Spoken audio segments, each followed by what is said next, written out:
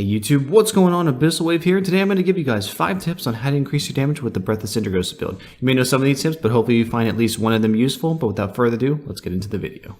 Our first tip, and this is the problem that I see most often with new Death Knights and Death Knights who haven't really delved into their spec quite heavily, and that is to pull your runes and runic power before using Breath of Sindragosa. Now what I mean by that is I see a lot of Death Knights, as I demonstrate, use Obliterate and any Rhyme procs they get, they pull a bit of runic power and then they use Breath of Sindragosa when runes are still on CD. If I can get it, I keep getting empowerments here, so if I just get this, I see them pull with no runes and a bunch of runic power, and then they have to use hungering right away. But if you wait for runes to come up after you have maxed out or gotten close to maxing your runic power, you don't want to max it out because you might waste some runic power, but you wait for it to come up and then you use your build, you can actually get some more time out of Breath of Sindragosa. So as you can see here, I still haven't used my hungering yet, and yet I'm still able to sustain 10 seconds of breath. We're going on 15 seconds. This is how you see people get minute to minute and a half breaths. They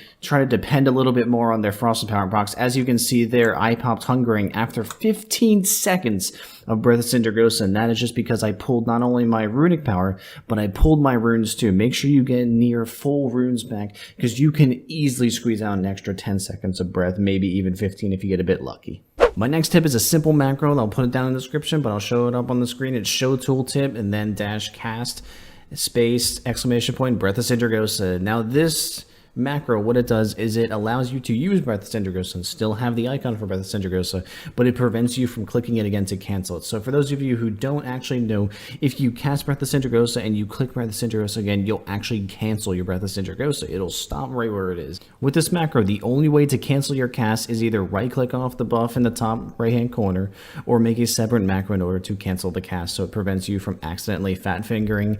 Let's say if you're like me and you have Pillar of Frost right next to Breath of Sindragosa, or you have hungering right next to it, you might fat finger and cancel your breath, and you don't know what happened to your damage. This prevents that accident from occurring. Now, the next tip is something that not a lot of people really know, but it is a very helpful thing. It just squeezes out a little bit extra damage, and that is with your Gathering Storm. You know how Gathering Storm gains stacks as you spend runes? Well, if you use Remorseless Winter again before the duration is finished, you actually maintain your Gathering Storm stack. So if you're at 10 stacks and your Remorseless Winter is about to fall off, but it's coming off of CD, if you use it before it falls off and it comes off CD, then you actually refresh the duration of your Remorseless Winter, and you do activate Frozen Soul, so you get a little bit of extra damage so you don't lose that on your Frozen Soul. Now we are back to live commentary for the next tip, and the next tip is to apply your Razorice axe to everything your Breath of Sindragosa is cleaving. Now I know people will say, yeah, I already know that Razorice does increase the damage of your Frost damaging abilities, but some people don't actually know this is a thing. So what you have with your rune of Razorice is what it, and I'll bring it up right now and actually show you guys what it does, so seeing is believing. So Razorice does increase the enemy's vulnerability to your frost attacks by 3%, stacking up to 5 times, which means it increases the frost damage that your target will take a max of 15%. That's huge. 15% on an ability that does 100,000 damage is 15,000 damage, but Breath of Sindragosa each tick is about 300,000 damage. It cleaves for half of that, which means you're getting an extra, what, 30,000 damage? That's crazy for just applying some debuffs to the target. It's pretty nuts. So I'll show you guys right now what it looks like. We're just going to get my Razorice stacks up on the main target, and then I switch targets over here. So I'm also watching my main target to make sure that everything is okay on that, and then I wait for some runes to come up. And I'm getting my Razorice stacks almost maxed out. Razorice stacks maxed out. I switch back to my main target or my priority target. And then every so often I switch over to one of my side targets and just maintain my Razorice stacks. I usually do it at the end so I can maintain my priority damage on my main target.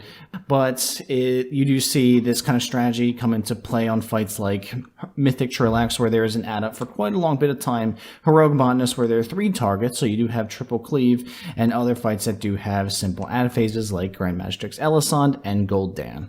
Now, my last tip is something that a lot of people don't really use effectively often, and that is to use your AMS offensively. So for those of you who don't know what AMS is, it is Anti-Magic Show, and if you're a DK, you should be very familiar with this ability. It's usually used as a defensive ability to prevent deaths and to prevent extended damage for different periods. Like on Gul'dan, we use it to take less damage from Liquid Hellfire, or other fights like Elasan, we use it to run through an orb. The thing is, you can use this ability offensively. This ability does generate runic power. I'll put it up on the screen right now. You see that AMS does absorb 1.2 million damage, but damage absorbed generates runic power. If you're taking volatile shielding, this will not happen. Do not take volatile shielding if you want to use AMS offensively. Yes, AMS will still do damage because you have your volatile shielding doing 25% of damage to nearby enemies, but that maxes out at 25% of AMS, which is not huge. I always recommend people take White Walker as opposed to volatile shielding, or Permafrost if you want a little bit of shield to help out. That is also just as effective and allows you to use your AMS to generate runic power. Show a clip on the screen now. I use my AMS during Black Harvest in order to generate runic power during my Breath of Sindragosa. Gives me an extra 20 to 30 runic power. I think it's about 20 here, and that's pretty nice because that allows me to extend my Breath of Sindragosa duration and do a little bit more damage on the boss. I hope you guys found any of these tips useful on how to master your Breath of Sindragosa. If you have any questions, post them down in the comments below. Make sure you found the video useful to give it a like, and I'll talk to you guys later. Have a good one.